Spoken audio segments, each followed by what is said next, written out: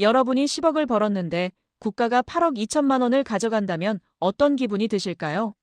이건 상상이 아니라 오는 5월 9일 이후 대한민국 다주택자들에게 닥칠 눈앞의 현실입니다.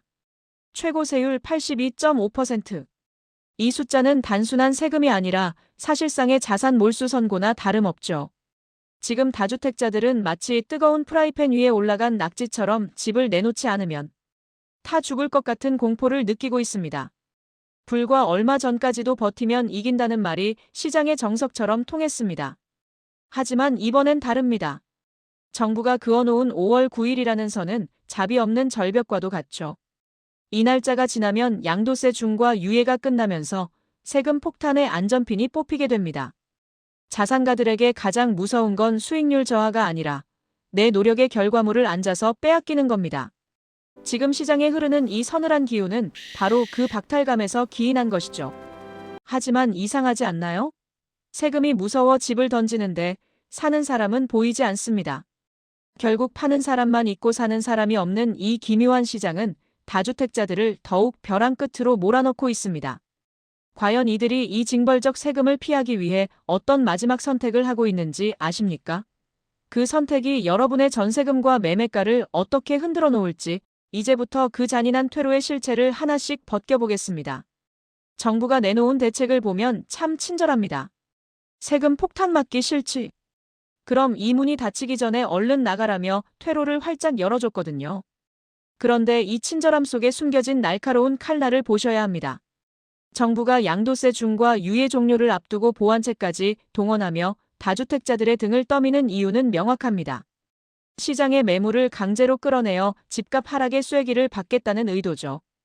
이건 마치 타오르는 건물에 갇힌 사람들에게 지금 뛰어내리면 에어매트를 깔아줄게 하지만 5분 뒤엔 치울 거야 라고 말하는 것과 같습니다. 다주택자들은 지금 그 에어매트가 튼튼한지 따질 겨를이 없습니다. 일단 뛰어내리고 봐야 하니까요. 잔금 날짜를 최대 6개월까지 미뤄주겠다는 파격적인 조건까지 붙었습니다. 어떻게든 거래를 성사시켜서 매물 지표를 늘리겠다는 정부의 강력한 의지가 읽히는 대목입니다. 그런데 여기서 질문을 하나 던져보죠. 왜 이렇게까지 서두르는 걸까요? 단순히 다주택자를 도와주기 위해서일까요? 절대 아닙니다. 시장의 매물 폭탄이 투하되는 순간 심리적 지지선은 무너지기 마련입니다. 정부는 지금 다주택자의 조급함을 이용해서 시장의 판도를 완전히 바꾸려 하고 있습니다. 이 유예라는 이름의 달콤한 유혹 뒤에 숨겨진 진짜 목적, 그리고 그로 인해 서울 전역에서 벌어지고 있는 기이한 현상들을 주목해야 합니다. 시장은 말보다 데이터로 먼저 비명을 지릅니다. 양도세 유예 종료 방침이 처음 나왔을 때 단 사흘 만에 서울 아파트 매물이 무려 1000건이나 늘었습니다. 그런데 더 소름 돋는 건 그 다음입니다.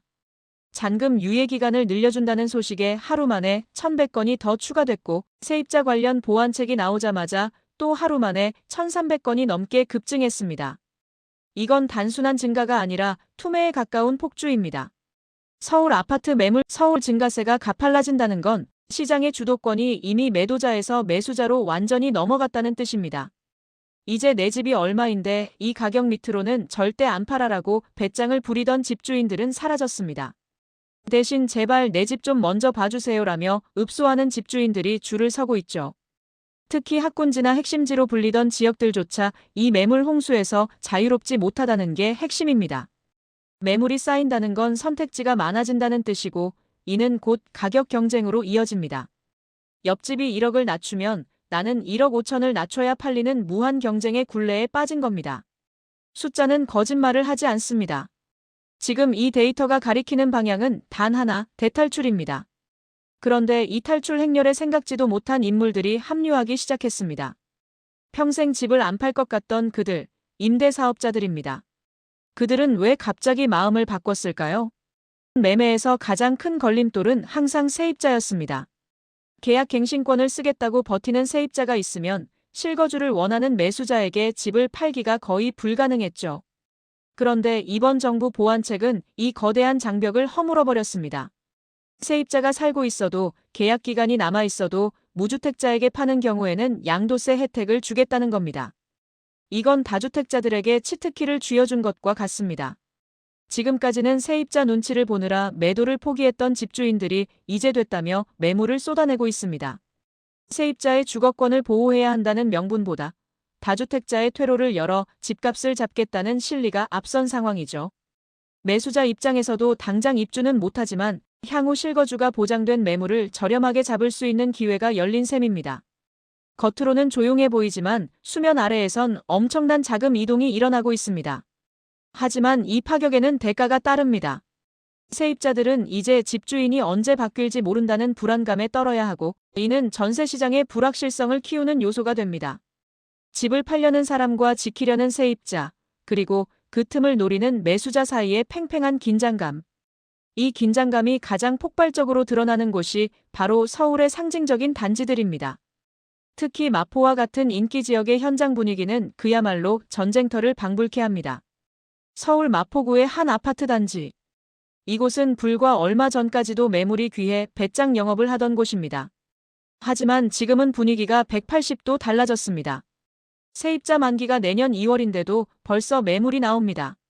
세입자 나가는 날 바로 입주할 수 있게 해줄 테니 제발 최저가에라도 가져가 달라는 집주인의 간절한 목소리가 복덕방마다 가득합니다. 한때는 금값이었던 아파트가 이제는 빨리 치워야 할 짐이 된 겁니다. 현장 공인중개사들의 전화기는 쉴 새 없이 울립니다. 정부 기사 떴는데 지금 내놓으면 세금 안 내는 거 맞죠? 라는 문의가 빗발칩니다.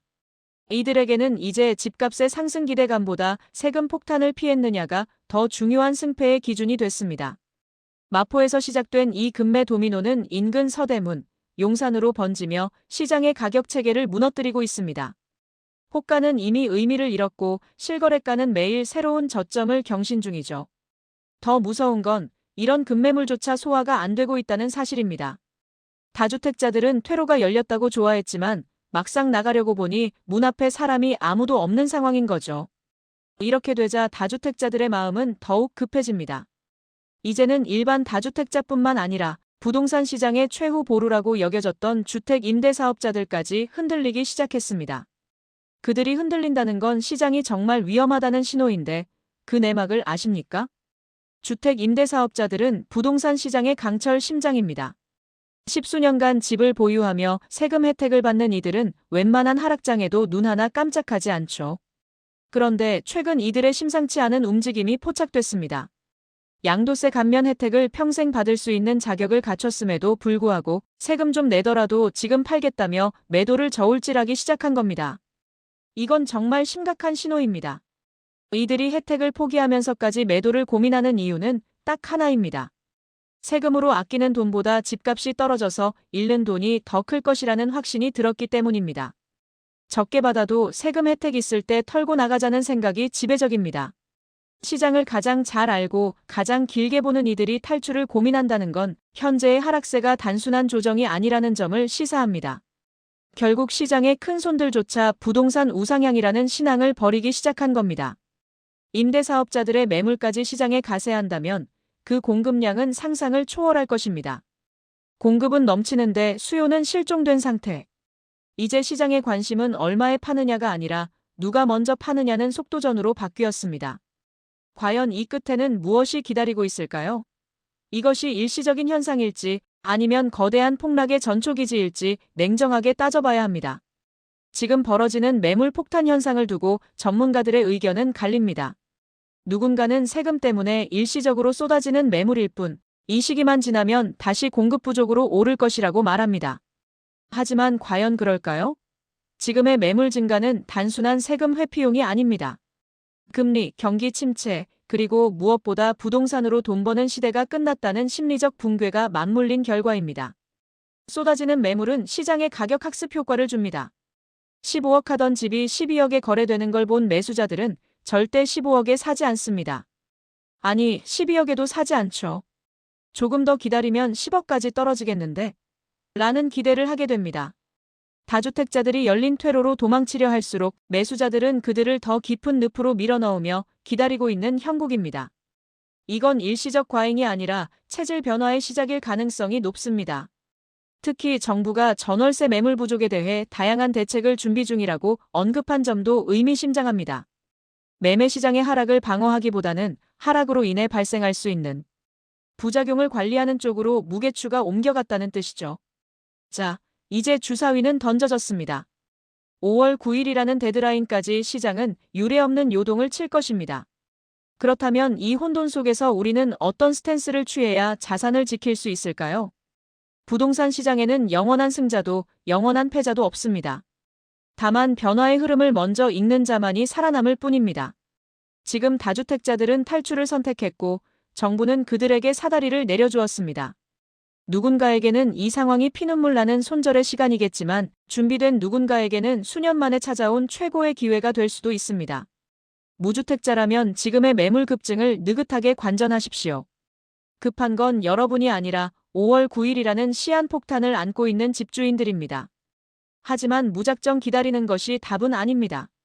시장이 바닥을 치는 신호, 즉 매물이 다시 줄어들고 거래량이 살아나는 그 지점을 포착할 준비를 해야 합니다.